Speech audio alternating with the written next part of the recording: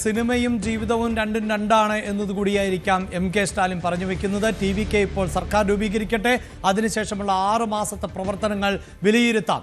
അതായത് വിജയ് മുന്നോട്ട് വെച്ചിട്ടുള്ള പല വാഗ്ദാനങ്ങളും എളുപ്പത്തിൽ പാലിക്കാൻ സാധിക്കില്ല എന്നതുകൂടിയായിരിക്കാം ഇപ്പോൾ സ്റ്റാലിൻ ഉദ്ദേശിക്കുന്നത് എന്ന് വേണം നമുക്ക് പ്രതീക്ഷിക്കാൻ.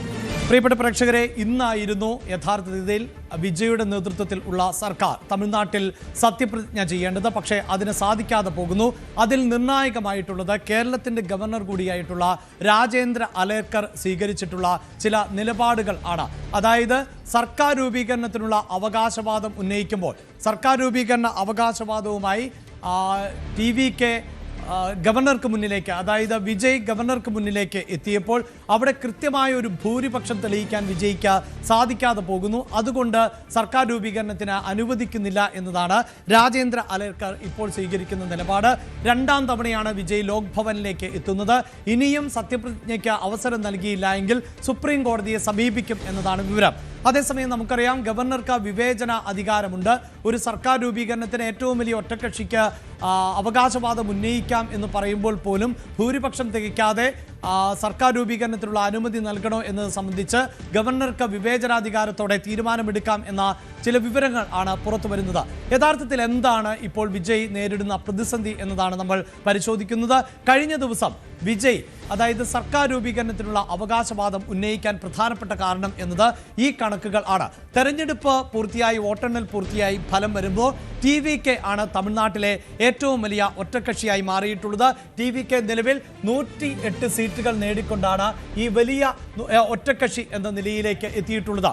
പ്രിയപ്പെട്ട പ്രേക്ഷകരെ, അവിടെ ഓർക്കേണ്ടത് ഈ 108 എന്നത് നിയമസഭയിലേക്ക് എത്തുമ്പോൾ 108ൽ നിന്ന് ഒരു അംഗത്തിന്റെ കുറവുണ്ടാകും. അതായത് വോട്ട് ചെയ്യുന്ന അംഗത്തിന്റെ കുറവുണ്ടാകും. അത് മറ്റാരുടേതുമല്ല, അത് വിജയുടെ തന്നെയാണ്. കാരണം വിജയ് 2 മണ്ഡലങ്ങളിൽ വിജയിച്ചിട്ടുണ്ട്. ആ 2 മണ്ഡലങ്ങളിൽ വിജയിച്ച ഡേറ്റകൾ കൂടി ഉൾപ്പെടുത്തുമ്പോൾ ആണ് ഈ 108 എന്ന കണക്കിലേക്ക് എത്തുന്നത്. യഥാർത്ഥത്തിൽ ഇപ്പോൾ ടി.വി.കെക്ക് അവകാശപ്പെടാൻ പറ്റുന്നത് 107 സീറ്റുകൾ എന്നത് മാത്രമാണ് എന്നതാണ് എടുത്തു പറയേണ്ടത്. അതായത് ഒരു മണ്ഡലം നഷ്ടമാകുമ്പോൾ ഇതാണ് സാഹചര്യം. അതേസമയം ഇപ്പോൾ തമിഴ്നാട്ടിലെ ആകെ അംഗബലം എന്നത് 234 അവിടെ ഒരു സർക്കാർ രൂപീകരിക്കണമെങ്കിൽ, മെജോറിറ്റി നേടണമെങ്കിൽ ഏത് മുന്നണിക്ക് ആണ് എങ്കിൽ പോലും ആവശ്യമായി വരുന്നത് 118 അംഗങ്ങളുടെ പിന്തുണ ആണ് എന്നതാണ് എടുത്തു പറയേണ്ടത്. ഈ 118 ആണ് ഈ മെജോറിറ്റിക്ക് ആവശ്യം ആയി വരുന്നത്. ഈ 118 എന്നതിലേക്ക് എത്തിക്കാൻ ഇപ്പോൾ വിജയ്ക്ക് സാധിക്കുന്നില്ല. അതേസമയം വിജയ് പിന്തുണ ഉറപ്പിച്ചിട്ടുള്ളത് ആരുടേതാണ്? അത് കോൺഗ്രസിൻ്റേത് മാത്രമാണ് നിലവിലെ സാഹചര്യത്തിൽ. കോൺഗ്രസിന് 5 അംഗങ്ങൾ ആണ് നിലവിൽ ഉള്ളത്. അപ്പോൾ 107 + 5 എന്ന നിലയിലേക്ക് ഇപ്പോൾ സാഹചര്യം എത്തുന്നു എന്നതാണ് അവിടെ വിജയെ സംബന്ധിച്ചിടത്തോളം ഇപ്പോൾ. അതായത് 2ാമതും രാജേന്ദ്ര അലേർക്കറെ കാണുമ്പോൾ ഇപ്പോഴും വിജയുടെ പക്കൽ ഉള്ള MLA-മാരുടെ അംഗസംഖ്യ എന്നത് കേവലം 112 ആണ് എന്നതാണ്. ഇവിടെയാണ് വളരെ പ്രധാനപ്പെട്ട ഒരു ഡേറ്റ കൂടി പ്രേക്ഷകരുമായി പങ്കുവെക്കുന്നത്. അപ്പോൾ പ്രിയപ്പെട്ട പ്രേക്ഷകരെ, നിങ്ങൾ ചിന്തിക്കുക എന്താണ്? സ്വാഭാവികമായും 118 വോട്ടുകൾ ആണ് ഈ ഭൂരിപക്ഷത്തിനായി ആവശ്യമുള്ളത്. അതിൽ 112 പേരുടെ പിന്തുണയുണ്ട്. അപ്പോൾ പിന്നെ 6 പേരുടെ പിന്തുണ കൂടി ലഭിച്ചാൽ ഇവിടെ 118 എന്ന സംഖ്യയിലേക്ക് എത്തുമല്ലോ എന്നതാണ് പ്രിയ പ്രേക്ഷകരെ ഓർമ്മിപ്പിക്കാനുള്ളത്. എന്നാൽ ഇത് മാത്രം പോരാ എന്നതാണ്. അതായത് ഈ 118 അംഗങ്ങളിൽ ഒരാൾ തീർച്ചയായും സ്പീക്കർ എന്ന പദവിയിലേക്ക് മാറും എന്നതാണ്. സ്പീക്കർ എന്ന പദവിയിലേക്ക് വരുമ്പോൾ വീണ്ടും 117 അംഗങ്ങൾ ആയിരിക്കും ടി.വി.കെ നേതൃത്വം നൽകുന്ന മുന്നണിയുടെ ഭാഗത്തുണ്ടാവുക. മറുഭാഗത്തും സമാനമാകുന്ന തരത്തിൽ 117 അംഗങ്ങളുണ്ടാകും.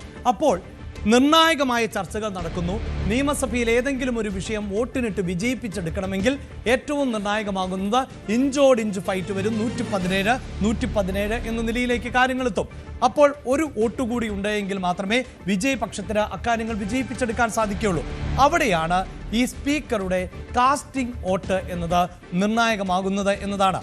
ഈ സ്പീക്കറിന് പക്ഷേ നിയമസഭയുടെ ചട്ടങ്ങൾ അനുസരിച്ച് എല്ലാ ഘട്ടത്തിലും വോട്ട് രേഖപ്പെടുത്താൻ പറ്റില്ല എന്നതാണ്. ചില വിഷയങ്ങളിൽ ആണ് ഗവർണർക്ക് നിർണായകമായ വോട്ട് രേഖപ്പെടുത്താൻ പറ്റുക. അപ്പോൾ പ്രിയപ്പെട്ട പ്രേക്ഷകരെ, യഥാർത്ഥത്തിൽ വിജയിക്ക് ഭൂരിപക്ഷം എന്നത് മാത്രം പോരാ. അതിനപ്പുറത്ത് വളരെ കൃത്യമായി പറഞ്ഞാൽ 119 അംഗങ്ങളുടെ പിന്തുണയാണ് യഥാർത്ഥത്തിൽ വിജയിക്ക് തമിഴ്നാട്ടിൽ ആവശ്യമായി വരുന്നത്. ആ പിന്തുണയിലേക്ക് ഇനി എങ്ങനെ എത്താം എന്നതാണ് അവിടെയാണ് ഇപ്പോൾ ചില നിർണായകമാകുന്ന നീക്കങ്ങൾ നടത്തുന്നത്. അതായത് നിലവിൽ CPIക്ക് 2 സീറ്റുകളിൽ വിജയിച്ച് കയറാൻ സാധിച്ചിട്ടുണ്ട്. ഇനി CPI പിന്തുണ നൽകുമോ എന്നത് ഇപ്പോൾ വ്യക്തമല്ല. എന്ത് തന്നെയാണെങ്കിലും CPIയെ സംബന്ധിച്ചിടത്തോളം ഔദ്യോഗികമായി ഒരു നിലപാട് സ്വീകരിക്കേണ്ടതുണ്ട്.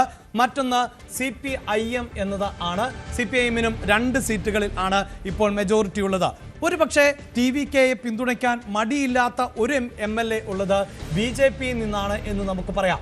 പക്ഷേ അവിടെ ഉണ്ടാകുന്ന ഒരു പ്രതിസന്ധി, നിലവിൽ 107 അംഗങ്ങളുള്ള വിജയിയുടെ 2 പദവികൾ കൂടി ഉൾപ്പെടുത്തുമ്പോൾ 108 അംഗങ്ങളുള്ള TVKയ്ക്ക് പിന്തുണ നൽകിയിട്ടുള്ളത് കോൺഗ്രസ് ആണ് എന്നതാണ്.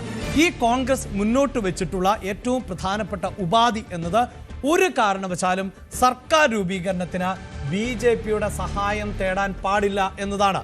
BJPയുടെ സഹായം തേടുകയാണ് എങ്കിൽ വിജയെ സംബന്ധിച്ചിടത്തോളം ഇപ്പോൾ ലഭിക്കുന്ന ഈ 5 പേരുടെ പിന്തുണ ഇല്ലാതെയാകുന്ന സാഹചര്യം ആണ് സൃഷ്ടിക്കപ്പെടുന്നത് എന്നതാണ് എടുത്തു പറയേണ്ടത്. അവിടെയാണ് വിജയ് യഥാർത്ഥത്തിൽ വലിയ പ്രതിസന്ധി നേരിടുന്നത്. ഇനി വിജയ്ക്ക് മുന്നിലുള്ള സാധ്യത എന്നത് ഒന്നുകിൽ TVK കോൺഗ്രസുമായി കൈകോർത്ത് അതോടൊപ്പം തന്നെ CPIM ഉൾപ്പെടെയുള്ള പാർട്ടികളിൽ നിന്ന് അംഗങ്ങളെ അടർത്തിയെടുക്കുക, VCKയിൽ നിന്ന് അംഗങ്ങളെ അടർത്തിയെടുക്കുക, അതോടൊപ്പം തന്നെ IUMLൽ നിന്ന് അംഗങ്ങളെ അടർത്തിയെടുക്കുക എന്നതാണ്. VCK അടക്കം ഇവിടെ മറ്റൊരു കാര്യം കൂടി ഒന്ന് സൂചിപ്പിക്കേണ്ടത്, VCKയും പിന്തുണ നൽകാൻ ഒരുക്കമാണ് എന്ന നിലയിൽ അറിയിക്കുന്നു എന്നതാണ്. അങ്ങനെയെങ്കിൽ നിലവിൽ കോൺഗ്രസിന്റെ 5, CPIയുടെ 2, VCKയുടെ 2, CPIMന്റെ 2, അത്തരത്തിലുള്ള ഒരു 9 പേരുടെ പിന്തുണയിലേക്ക് കാര്യങ്ങൾ എത്തുന്നു എന്നതാണ്. അപ്പോൾ പോലും സുരക്ഷിതമായ ഒരിടം, അതായത് ഈ 119 എന്ന നിലയിലേക്ക് കാര്യങ്ങൾ എത്തിക്കുക എന്നത് ഒരല്പം ശ്രമകരമാണ് എന്ന് തന്നെ നമുക്ക് പറയാം. അവിടെ ഇപ്പോൾ അതായത് റിസോർട്ട് രാഷ്ട്രീയത്തിലേക്ക് കടന്നിട്ടുള്ളത് AIADMK ആണ് എന്നതാണ്. AIADMKയുടെ 47 MLAമാരാണ് തെരഞ്ഞെടുക്കപ്പെട്ടിട്ടുള്ളത്. ഇതിൽ തന്നെ 20 അംഗങ്ങളെയാണ് ഇപ്പോൾ റിസോർട്ടുകളിലേക്ക് മാറ്റിയിട്ടുള്ളത് എന്ന് പറയുമ്പോൾ പാർട്ടിയിലെ ഏതാണ്ട് വലിയൊരു ശതമാനം MLAമാർക്കും വിജയിയെ പിന്തുണച്ചാൽ കൊള്ളാം എന്ന ഒരു നിലപാടാണ് ഉള്ളത് എന്നതാണ് നമുക്ക് വായിച്ചെടുക്കാൻ സാധിക്കുന്നത്. അങ്ങനെ AIADMKയിൽ നിന്ന് ഒരു നിശ്ചിത അംഗങ്ങൾ ഇപ്പോൾ വിജയിക്ക് പിന്തുണ പ്രഖ്യാപിക്കുകയാണെങ്കിൽ തീർച്ചയായും ഈ 119 എന്ന മെജോറിറ്റിയിലേക്ക് വിജയിക്ക് എത്താൻ പറ്റും. പ്രിയപ്പെട്ട സുഹൃത്തുക്കളെ, ഒരു കാര്യം കൂടി ഒന്ന് സൂചിപ്പിച്ചുകൊള്ളട്ടെ. അവിടെ ഈ AIADMK എന്ന പൊളിറ്റിക്കൽ പാർട്ടിയുടെ ലേബലിൽ നിന്നുകൊണ്ടാണ് ഇവർ മത്സരിക്കുകയും വിജയിക്കുകയും ചെയ്തിട്ടുള്ളത്. കൂറുമാറ്റ നിരോധന നിയമം എന്ന ഒരു വാൾ അവർക്ക് മുകളിൽ ഉണ്ട് എന്നതാണ് എടുത്തു പറയേണ്ടത്.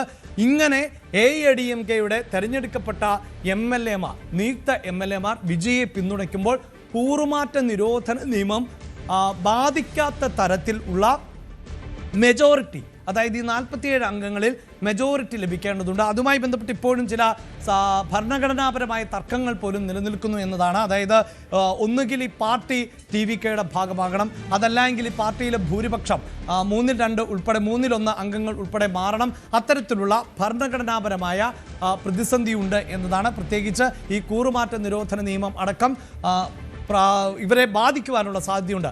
ഇത്തരം പ്രതിസന്ധികളെ മറികടന്നുകൊണ്ട് മാത്രമേ നിലവിൽ TVKയ്ക്ക്, അതായത് വിജയ്ക്ക്, ഒരു സർക്കാർ രൂപീകരിക്കാൻ സാധിക്കുകയുള്ളൂ. തമിഴകത്തിൻ്റെ നായകനായി വിജയെ ജനങ്ങൾ തെരഞ്ഞെടുത്തുവെങ്കിലും കൃത്യമായ ഒരു മെജോറിറ്റിയിലേക്ക് എത്താൻ TVKയ്ക്ക് സാധിച്ചിട്ടില്ല. അതുകൊണ്ടാണ് ഇപ്പോൾ വിജയ് ഒരു രാഷ്ട്രീയ പ്രതിസന്ധി നേരിടുന്നത്. അതുമാത്രവുമല്ല, MK സ്റ്റാലിനെ പോലെയുള്ള ഒരാൾ, അത് നമുക്കറിയാം, വിജയെ പോലെയുള്ള അതീവ രാഷ്ട്രീയ തന്ത്രജ്ഞൻ ആണ് MK സ്റ്റാലിൻ എന്നത്. വലിയ അനുഭവ സമ്പത്തുള്ള ആളാണ്.